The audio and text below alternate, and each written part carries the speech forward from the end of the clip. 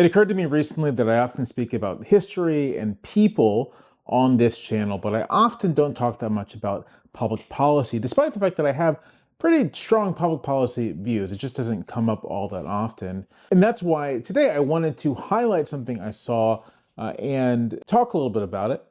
What I saw was that Senator Andy Kim of New Jersey was proposing a Medicaid expansion so that all children are covered by Medicaid. Now, real quick, there are two major federal health insurance programs. There's Medicare for those who are retirement age, 65 and up, and there's Medicaid, which is for low-income Americans.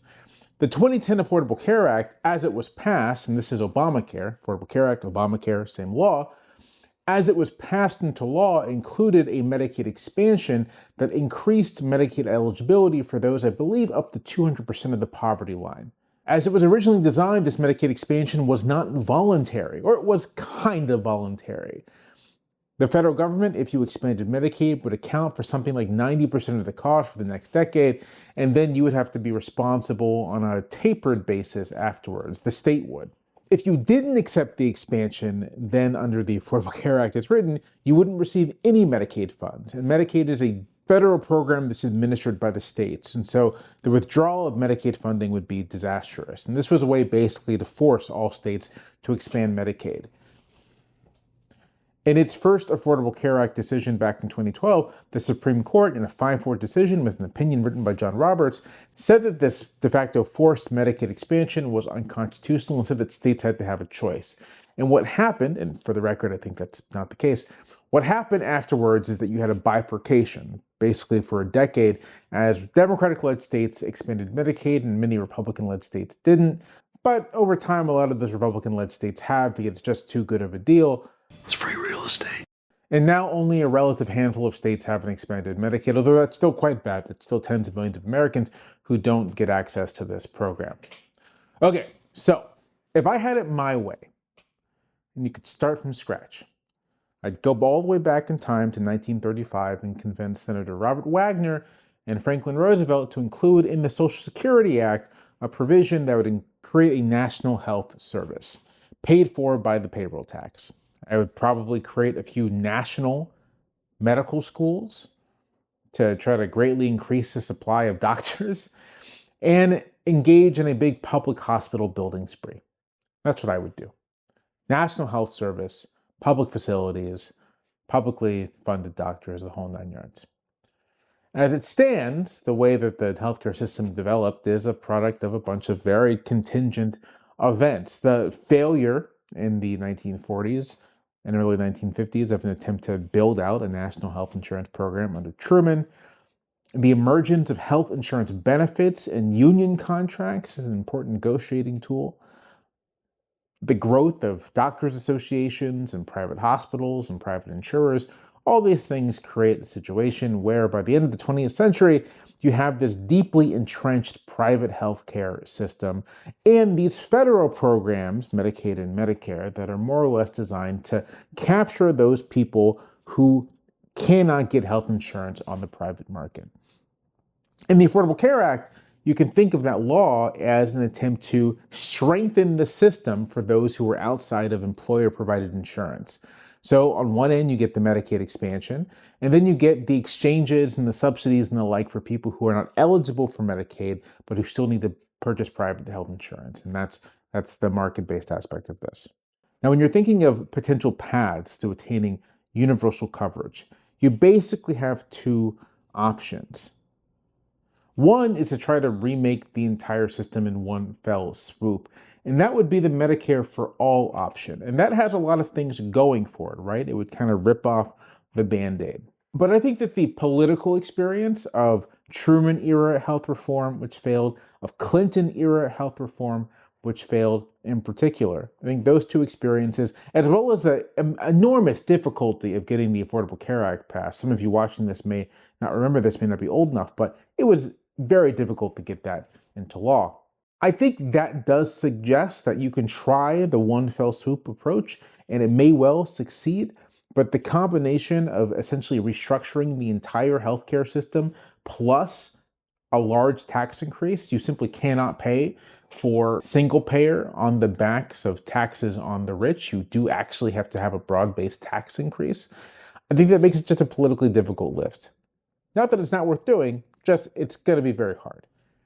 The other option, which I think offers maybe a little less resistance, even if it's not as satisfying as just changing the system in one fell swoop, is to build on these existing federal programs, and critically to build on the political insight behind those programs, which is that people who have health insurance, even if it's annoying to use, are very risk averse and very resistant to change.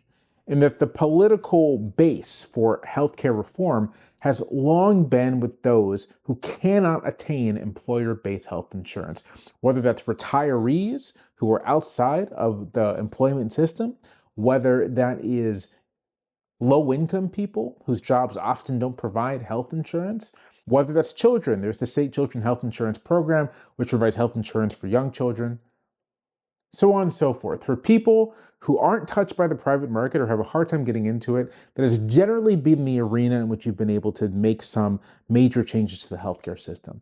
And you can build on that. You can build on that, plus the reality that the private health insurance system is quite unstable, that there's lots of churn.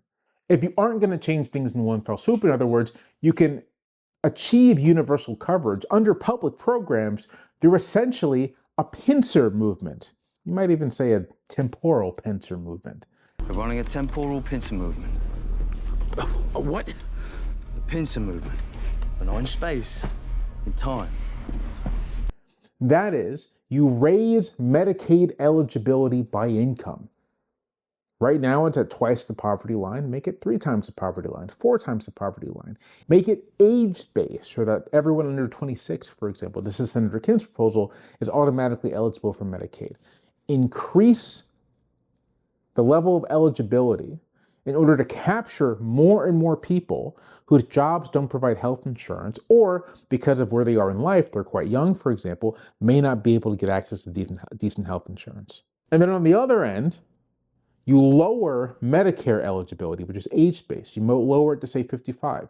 You lower it to 50. You lower it basically to cover those people who, because of late-in-life career changes, because of late-in-life layoffs, whatever reason, are now unable to get private health insurance. Lower Medicare eligibility, raise Medicaid eligibility, and basically begin to squeeze private health insurance on both sides. Create a system where increasingly large numbers of people are getting their health insurance from government programs, and it's a smaller and smaller number who are relying on private health insurance.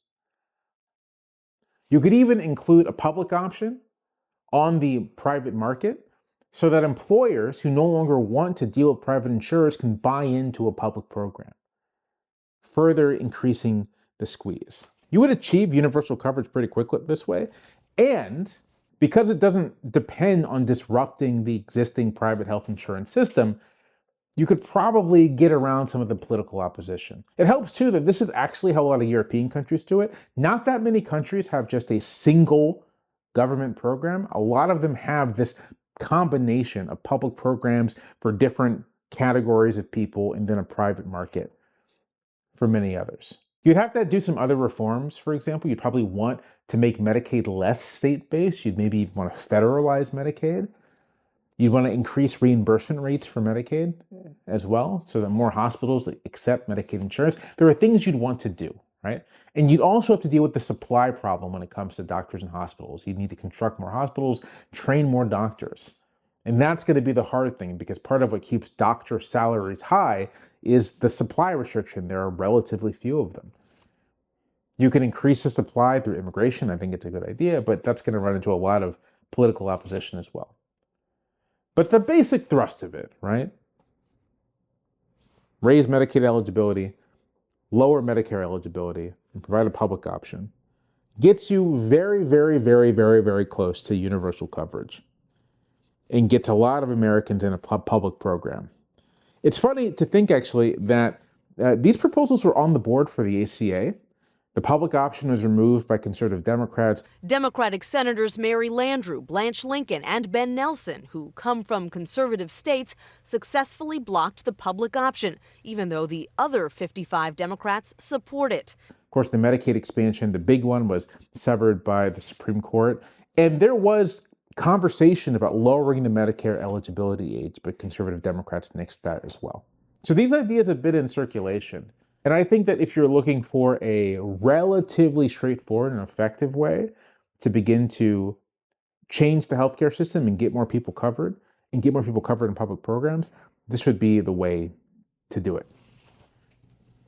I'm not wedded to it, but I do think it's a good idea.